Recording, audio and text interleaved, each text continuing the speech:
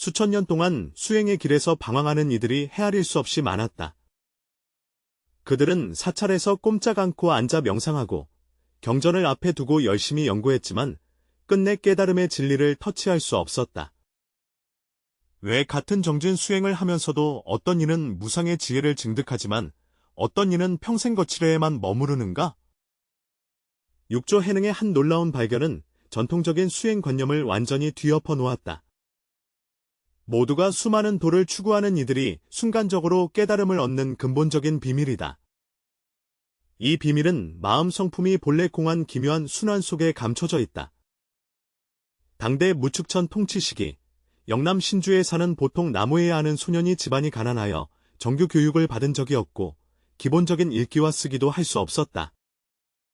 하지만 바로 이렇게 평범해 보이는 청년이 금강경에서 무소주생기심, 이라는 8글자를 우연히 들었을 때 그 마음속에 전례 없는 깨달음의 파도가 갑자기 일어났다. 이 소년이 바로 나중에 온 세상의 불교계를 충격에 빠뜨린 제6대조사 해능이다. 해능은 나이 많은 어머니와 이별하고 먼 길을 떠나 후베이 황매이의 동산사에 와서 오조 홍인은의 인도를 구하였다. 홍인 스님이 이 남방 출신 젊은이를 보고 약간의 경멸을 담아 물었다. 내가 영남 사람이라면서 어찌 불도가 될 수 있겠느냐. 해능 스님의 대답은 현장에 있던 모든 사람을 놀라게 했다. 사람은 실제로 남북으로 나뉘어 있지만 부처님의 본성인 불성에는 남북의 차이가 없다. 나의 신분은 승려와 다르지만 부처님의 본성과 무슨 차이가 있겠는가? 홍인이 이 말을 듣고 내심 이 청년의 깨달음에 감탄하였다. 그러나 모두의 주의를 끌지 않기 위해 그를 뒷마당에서 쌀을 빻는 일만 맡겼다. 해능은 절에서 조용히 8달이 넘게 일하면서 그 기간 동안 절에서 다양한 수행 방식을 세심하게 관찰하였고 점차 흥미로운 현상을 발견하였다. 절 안의 승려들은 밤낮으로 쉬지 않고 좌선하며 참선에 몰두하고 다양한 경전을 연구하며 수행에 정진하지만 진정으로 깨달음을 얻은 사람은 손에 꼽힐 정도이다. 반대로 고정된 형식에 얽매이지 않는 수행자들은 일상적인 걷기와 앉고 눕는 가운데서 깊은 깨달음을 얻는 경우가 많다. 이 발견은 해능으로 하여금 진정한 수행의 길이 과연 어디에 있는지 생각하게 만들었다. 어느 날 해능은 두 승려가 수행 방법에 대해 치열하게 논쟁하는 소리를 들었다. 수행의 핵심은 모든 망념을 끊고 마음의 경지를 고요한 물처럼 평정하게 유지하는 것이라고 굳게 믿는 사람이다. 또 다른 견해는 수행은 경전을 널리 학습하고 불법의 의미와 이치를 깊이 이해해야 한다고 주장한다. 해능은 마음속으로 조용히 생각했다. 그들이 모두 마음 밖에서 해탈의 길을 찾으려 한다면 어떻게 진정한 깨달음을 얻을 수 있겠는가? 전통을 계승할 제자를 선정하기 위해 오조 홍인은 사찰의 모든 승려들에게 자신의 수행 체험을 노래하는 개송을 지어 올리도록 요구하였다. 당시의 상좌 제자 신수는 다음과 같은 개송을 썼다. 몸은 보리수 나무와 같고 마음은 밝은 거울과 같다. 항상 부지런히 닦아내어 먼지가 묻지 않게 하라. 전 사원의 모든 승려들은 이 개송을 극찬하며 신수는 반드시 법맥을 잇는 승계자가 될 것이라고 믿었다. 그러나 해능은 듣고 나서 조용히 고개를 저으며 한숨을 쉬었다. 어떤 승려가 궁금해하며 그에게 물었다. 이 한편의 개송에 어떤 잘못된 점이 있습니까? 해능은 대답했다. 이 한편의 개송은 나쁘지 않지만 저자는 아직 참된 자신의 마음을 보지 못했습니다. 그는 마음을 거울대에 비유하며 항상 닦아야 한다고 말하는데 이는 닦을 수 있는 마음과 닦여야 할 먼지가 존재한다는 것을 의미한다. 여전히 이원적인 대립 사고방식이다. 승려들은 더욱 혼란스러워했고 당신은 어떻게 이해해야 한다고 생각합니까? 해능은 잠시 침묵하다가 자신의 견해를 밝혔다. 보리, 보제는 본래 나무가 없고 밝은 거울도 비단 대야가 아니며 본래 아무것도 없으니 어디에 먼지가 쌓이겠는가. 이 개송은 곧제 오조 홍인에게 전해졌다. 홍인대사는 해능이 진정한 깨달음을 얻었음을 깊이 알았으나 다른 승려들의 질투와 다툼을 피하기 위해 밤늦은 시간에 은밀히 그에게 법을 전하였다. 홍인 스님이 해능 스님께 물었다. 금강경에서는 무소주생기심, 임무소주의생기심이라고 하였는데 이 말을 어떻게 이해하십니까? 해능 스님께서 대답하셨다. 일체만법은 자성에서 떠나지 않으며 자성은 본래 공 하여 어떠한 경계에도 영향을 받거나 변화하지 않습니다. 이것이 바로 무주입니다. 그러나 자성은 만법을 생하게 할 수 있으며 인연에 따라 작용하니 이것이 생기심이다. 무주로 마음이 생기고 마음이 생겨도 무기지 않음은 원육무한 순환 과정이다. 홍인 대사는 대단히 칭찬하며 당신은 이미 완전히 자성을 통견하였고 참된 선종 신법을 획득하였다고 하였다. 그날 밤 홍인이 의법을 해능에게 전수하며 법의 전승은 마음에서 마음으로 이어지는 것이며 문자에 의존하지 않는다고 당부하였다. 당신은 이제 정법을 얻었으니 남쪽으로 돌아가 불법을 널리 펴야 합니다. 그러나 당분간은 서두르지 말고 공개적으로 법을 설하기보다는 잠시 동안 은퇴하며 때를 기다리십시오. 해능은 의병을 받은 후 즉시 밤새도록 남쪽으로 돌아갔다. 길에서 스님 해명이 사람들을 이끌고 쫓아와 법납을 빼앗으려 했다. 해능은 옥과 법구를 돌 위에 놓으며 말했습니다. 이 옥과 법구는 믿음을 상징하는데 과연 무력으로 다툴 수 있겠습니까? 해명이 한 그릇을 들려고 하였으나 그것이 산과 같이 무거워서 도저히 들 수 없었다. 그는 순간적으로 이치를 깨닫고 땅에 무릎을 꿇고 법을 구하였다. 나는 법을 구하러 왔을 뿐 한 그릇의 밥을 위해 온 것이 아니다. 해능은 말했다. 너는 법을 구하기 위해 왔으니 내가 묻겠다. 선을 생각하지도 않고 도 생각하지 않는 바로 그 순간 내 본래의 면목은 무엇인가?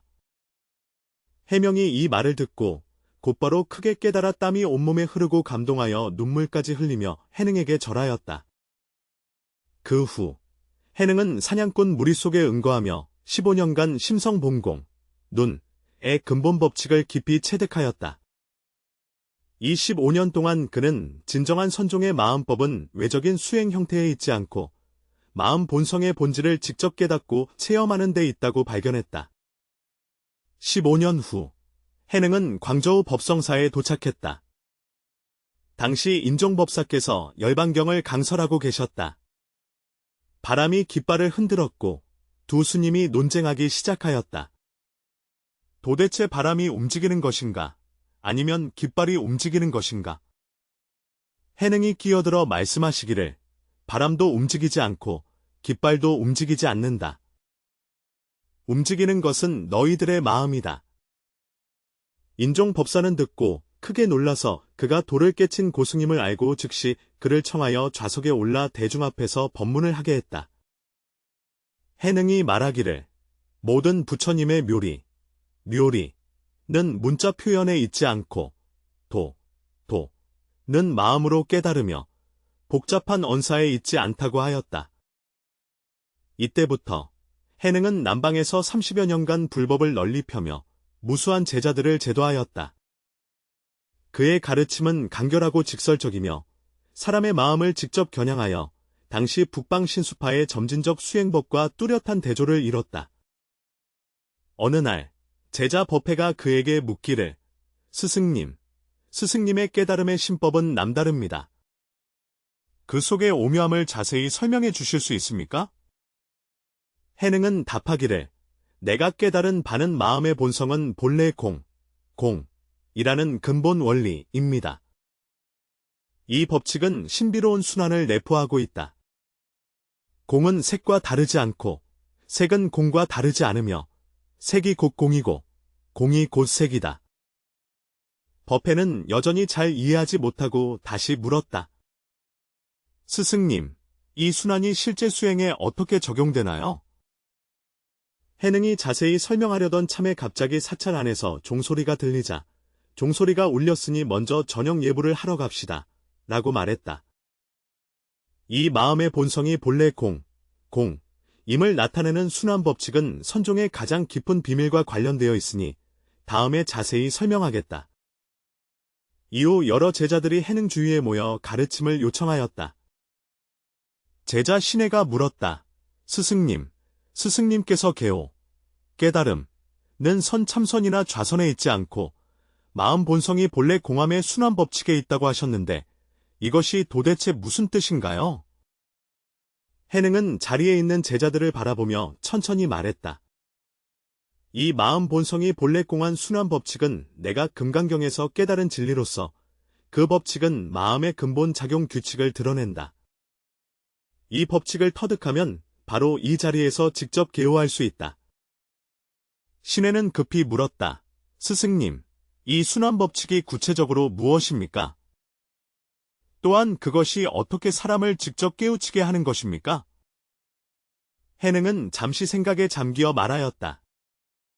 마음의 본성은 본래 하지만 만법을 일으킬 수 있으며 만법이 모두 임에도 불구하고 공성에서 벗어나지 않는다. 공은 공이 아니며 생은 생이 아니며 멸은 멸이 아니다. 이 세상에 상반되어 보이는 개념들은 실제로 하나의 완전한 순환체계를 구성한다. 제자들은 더욱 궁금해하며 물었다. 스승님, 그 순환체계의 구체적인 내용은 무엇인가요? 그것이 어떻게 우리의 수행을 인도합니까? 해능은 미소를 지으며 계속 말했다. 이 법은 참으로 선종의 마음 전수의 비밀로서 성품을 보고 부처가 되는 근본에 관한 것이다. 이 마음 본성의 본래 인 순환 법칙에 대해 자세히 설명해 드리겠습니다. 해능은 일어나서 마당 한가운데 있는 고송 앞으로 걸어가며 소나무를 가리키며 말하였다. 너희들은 이 소나무를 보았느냐? 이것이 실제하는가? 제자들은 일제히 대답하였다. 물론 실제합니다. 우리는 모두 그것을 볼 수 있고 만질 수도 있습니다. 해능은 고개를 저으며 말했다. 이것이 바로 너희가 겉모습에 속는 곳이다. 이 소나무는 겉보기에는 실체가 있는 것처럼 보이나 실제로는 인연이 합해져 이루어진 환상일 뿐이다. 그 존재는 씨앗, 토양, 햇빛, 비와 같은 무수한 조건에 의존하며 이러한 조건이 없으면 존재하지 않는다. 그래서 본질적으로 그것은 이다. 신은 묻는다. 비록 임에도 불구하고 우리가 왜 그것을 볼 수 있는가? 이것이 첫 번째 순환의 묘미에 도달하는 방법입니다. 은 아무것도 없는 것이 아니라 고정되고 변하지 않는 자성이 없다는 것이다. 이기 때문에 소나무의 형상이 드러날 수 있다. 소나무가 고정된 자성을 가진다면 씨앗에서 큰 나무로 자랄 수 없고 사계절의 변화를 겪을 수 없으며 결국 시들어 죽을 수도 없다. 공성은 모든 현상이 존재하고 변화하는 근본 조건이다. 법회는 마치 가 있는 듯하다. 스승의 뜻은 공과 유는 동일한 사물의 두 측면이라는 것이며 해능은 고개를 끄덕이며 바로 그렇다고 하였다. 반야심경에서는 이 색과 다르지 않고 이 과 다르지 않다고 하여 바로 이 이치를 말하고 있습니다. 공성은 현현이며 현현은 곧 공성이고 둘은 불가분리하다. 이것은 첫 번째 순환으로 공성이 나타나고 나타난 것이 공성이다. 다른 제자가 길게 글을 올리며 물었다. 스승님, 두 번째 순환이란 무엇입니까? 해능은 우물가로 걸어가서 우물물을 가리키며 말했다. 여러분, 우물물을 보세요. 물은 흐르고 변하지만 물의 습성은 결코 변하지 않습니다. 심성도 이와 같아서 여러 가지 생각이 일어나고 사라지지만 심성 자체는 결코 생기거나 소멸하지 않는다. 이것이 두 번째 순환이다. 마음의 본성은 생기도 죽지도 않지만 만법을 생멸시키며 만법이 생멸하더라도 마음의 본성에 생멸 없음에는 영향을 미치지 않는다. 지상은 계속 물었다. 스승님, 수행 중에 이 순환을 어떻게 체득할 수 있습니까? 해능은 대답했다.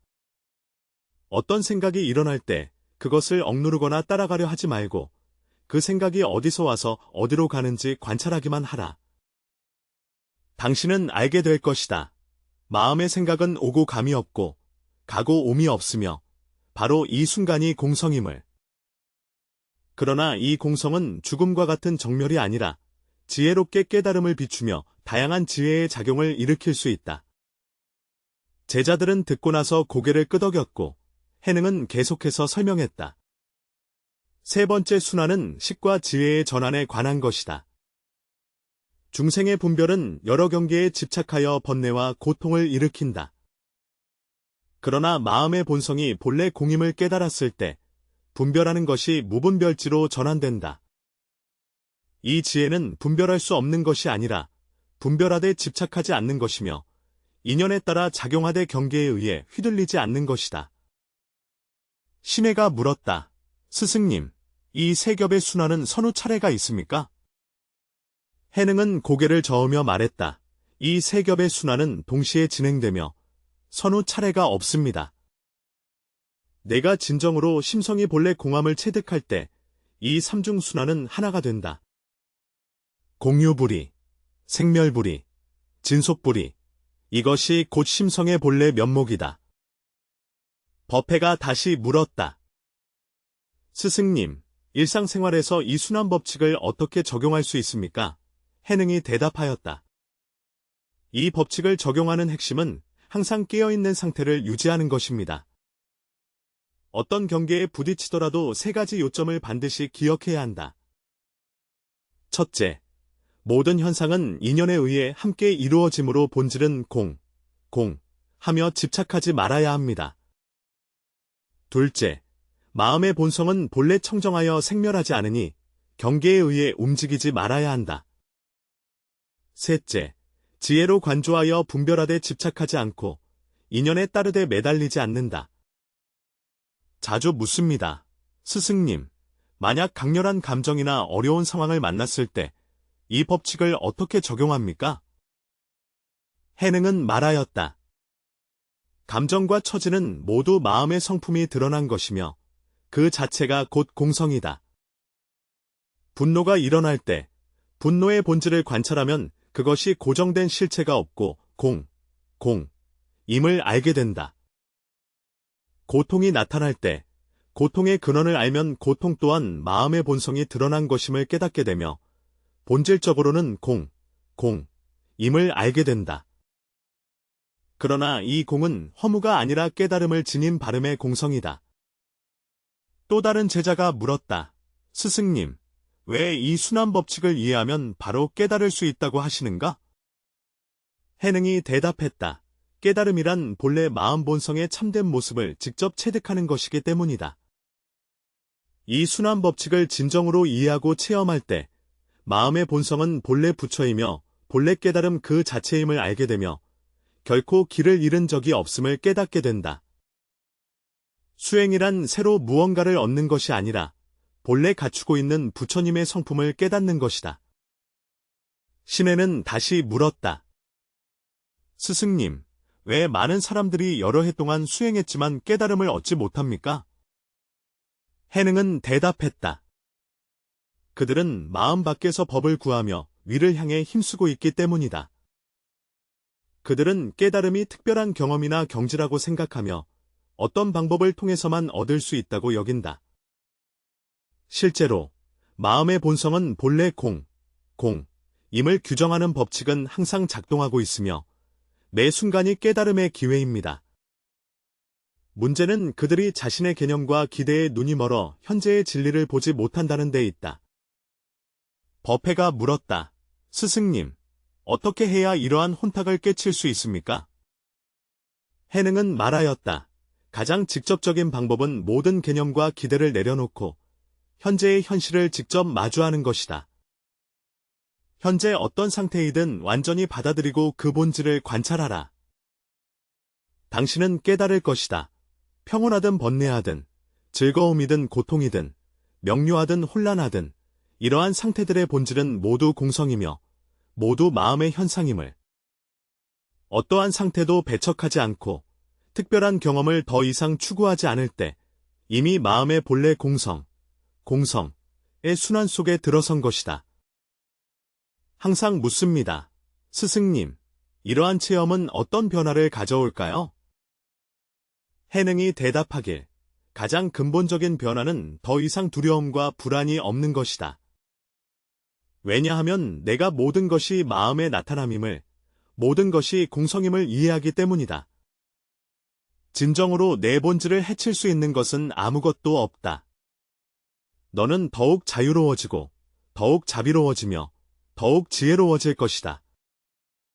그러나 이러한 변화는 의도적으로 조작된 것이 아니라 햇빛이 자연스럽게 어둠을 몰아내는 것과 같아서 자연스럽게 일어나는 것이다.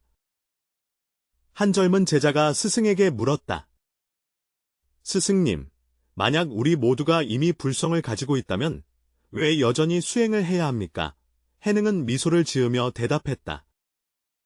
수행은 불성을 얻기 위함이 아니라 본래 지닌 불성을 깨닫고 드러내기 위함이다. 먼지로 뒤덮인 거울과 같아서 그 청정한 본성은 잃지 않았을 뿐, 단지 가려져 있을 뿐이다. 수행이란 때를 닦아내는 과정이지만 이 비유도 완전히 정확하지는 않다. 왜냐하면 외부 먼지 자체도 공성이며 또한 외부 먼지의 나타남이기 때문이다. 너가 마음의 본성과 본공의 순환 원리를 완전히 깨달으면 수행하는 것과 수행하지 않는 것 모두가 마음성의 현현이며 모두 공성임을 알게 될 것이다. 버페가 물었다. 스승님, 자신이 진정으로 인연의 법칙을 완전히 이해했는지 어떻게 판단합니까? 해능이 대답했다. 이 법칙을 진정으로 깨달은 자는 깨달음이나 깨닫지 못함의 개념조차 없다. 그는 마치 새가 날 때 날개 기술을 생각하지 않는 것과 같고 꽃이 피어날 때 피어나는 방법을 생각하지 않는 것과 같다. 모든 것은 자연스러운 것이며 모든 것은 마음의 본성에서 자연스럽게 드러나는 것입니다. 지창이 다시 물었다. 스승님, 이 순환 법칙은 다른 수행 방법과 어떤 차이가 있습니까? 해능은 대답했다. 다른 수행 방법들은 흔히 이원론에 기초하여 수행해야 할 마음과 도달해야 할 목표가 있다고 생각한다. 그리고 마음의 본성이 본래 임을 나타내는 순환 법칙은 수행자, 수행 방법, 수행 목표 모두가 마음의 현현임을 직접적으로 지적하며 본질적으로 하나임을 보여준다. 이는 모든 분별과 대립을 소멸시켜 사람이 본래의 깨달음에 곧바로 머물게 한다. 한 노년의 제자가 물었다. 스승님, 나이가 많은 사람도 이 법칙을 이해할 수 있습니까? 해능은 대답했다. 마음의 본성은 나이가 없고 공성은 늙음과 젊음이 없다. 당신이 3살 어린아이이든 80세 노인이든 마음의 본성은 본질적으로 이라는 법칙은 모든 이에게 동일하다. 중요한 것은 나이나 지식에 있는 것이 아니라 편견을 내려놓고 바로 현재의 진실을 직면할 수 있느냐에 있다. 이때 저녁바람이 불어와 뜰 안에 대나무 잎이 살랑거렸다. 해능이 대나무 숲을 가리키며 말했다. 너희는 대나무 잎사귀 소리를 들었느냐? 이 소리는 어디서 나는가? 바람 때문에 나는가? 대나무 잎 때문에 나는가? 아니면 너희의 귀 때문에 나는가? 제자들은 잠시 생각한 후 신께서 말씀하셨다. 여러 인연이 합해져서 생긴 것이라야 할 것이다. 해능이 고개를 끄덕이며 바로 그렇다고 하였다. 이 소리는 인연이 합해져 이루어진 결과로서 독립된 자성이 없으며 이것이 바로 공성이다. 하지만 그것은 분명히 존재하며 들을 수 있고 아름다움을 가져다 줄 수 있으니 이것이 바로 현현이다. 소리의 공성은 그것의 현현이며 현현은 곧 그것의 공성이다. 지금 이 소리를 들을 때 듣는 자가 있고 소리가 있으며 듣는 과정이 있으니 이것이 생멸법이다. 오직 들을 수 있는 인식작용 자체는 생멸하지 않으며 생멸하는 소리를 들을 수 있지만 그 소리의 생멸에 영향을 받지 않는다. 이것이 바로 마음 본성이 본래 공함을 되풀이하는 법칙의 완벽한 구현이다. 제자들은 듣고 모두 깨달음을 얻었다. 해능은 계속하여 말하였다. 수행의 가장 큰 장애는 변함없는 자아가 구원받거나 깨달음을 얻어야 한다고 생각하는 것이다.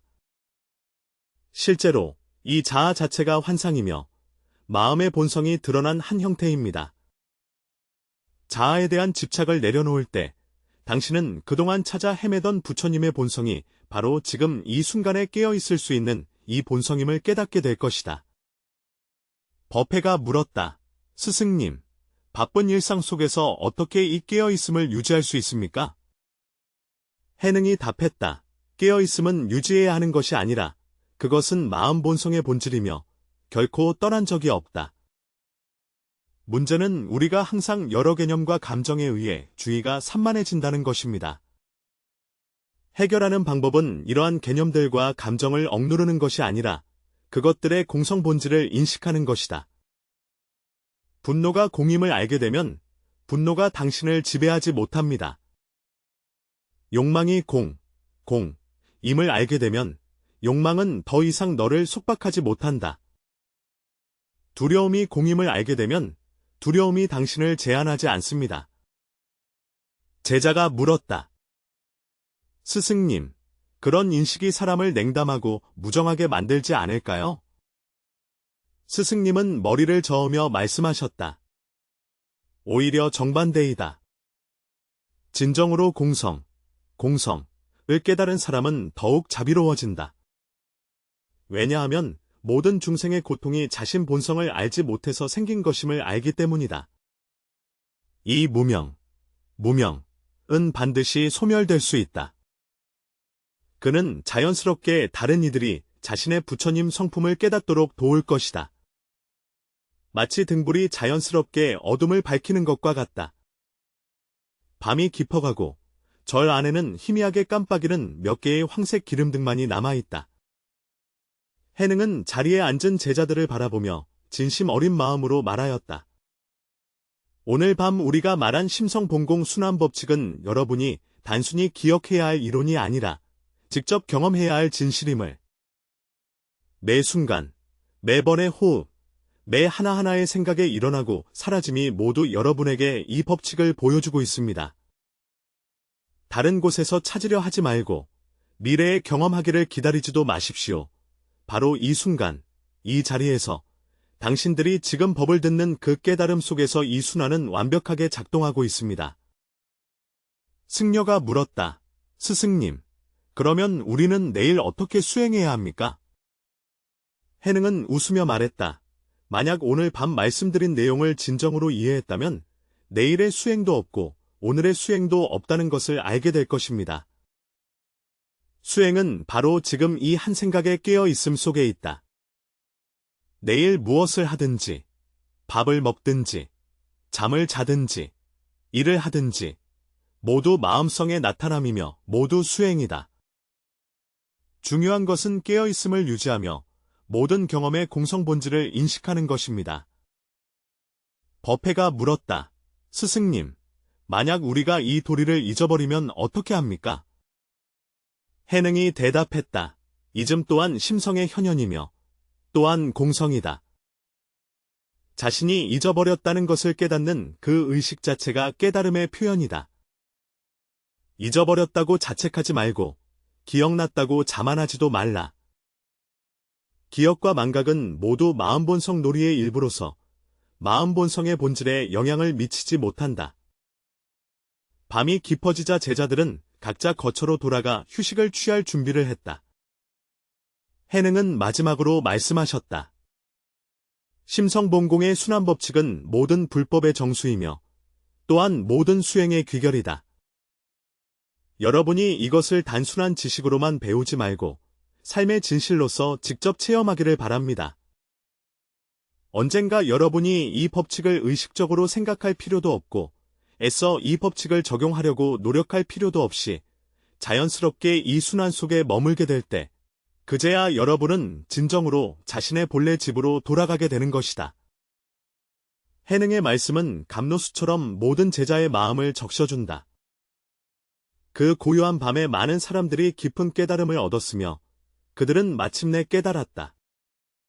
깨달음은 새로운 것을 얻는 것이 아니라 본래 갖추고 있던 부처성을 인식하는 것이며, 수행은 자신을 변화시키는 것이 아니라 자신의 본래 얼굴을 발견하는 것임을, 해탈은 먼 반대편에 있는 것이 아니라 지금 이 순간의 인식 속에 있음을. 그때부터 이 본래 마음성 공의 순환 법칙은 남종 선법의 핵심이 되어 수많은 후대 수행자들에게 영향을 미쳤다. 그것은 단순한 수행 방법이 아니라 삶과 우주를 바라보는 근본적인 관점이다.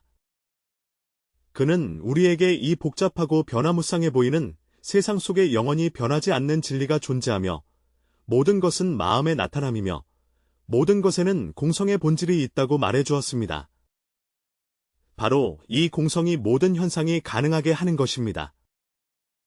우리가 이 순환 법칙을 진정으로 이해하고 경험할 때, 삶 속의 모든 경험, 기쁨이든 고통이든 성공이든 실패이든 어둠이든 이름이든 모두 이 위대한 순환의 일부임을 알게 되고, 이는 우리에게 마음의 불가사의함을 드러내고 있음을 깨닫게 된다.